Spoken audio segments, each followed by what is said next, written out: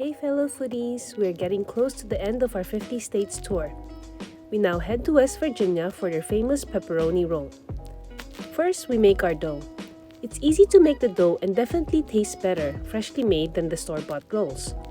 We start with 2 cups of milk, warmed up to 110 degrees, then add in 2.5 teaspoons of active dry yeast and 2 tablespoons of sugar to feed the yeast.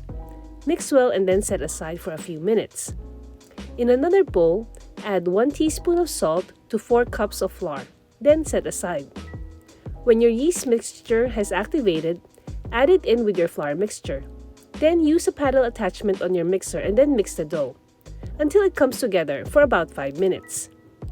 When you're ready, you can knead the dough by hand a little bit more until it's smooth.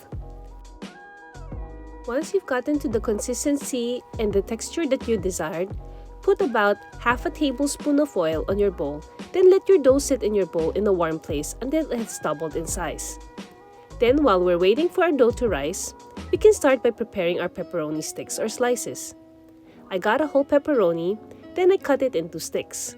Slice them and don't forget to take out the skin from your pepperoni sticks before adding it to your dough. I also use some pre-sliced round pepperoni slices, which I think is easier to use and tastes better in my opinion with the pepperoni rolls. After about an hour or two, when our dough has risen, we want to punch our dough down and then divide it into 8 equal parts. Roll each dough in a round ball. You can flatten it by hand and gently stretch them just like you would a pizza. Or it's easier for me to use a rolling pin to flatten it out into a circle. Then, place a pepperoni stick closer to one end. Roll, and then place another stick and then roll. I was able to place about 3 sticks in my roll. You can slice them thinner and place more if you'd like. After you place all of your pepperoni, make sure you seal the ends by pinching the dough together and also the sides. I made some of the dough with some pepperoni circles and added some mozzarella cheese on them. Some people also add some marinara sauce in theirs, but I just opted to use my marinara sauce on the side as a dip.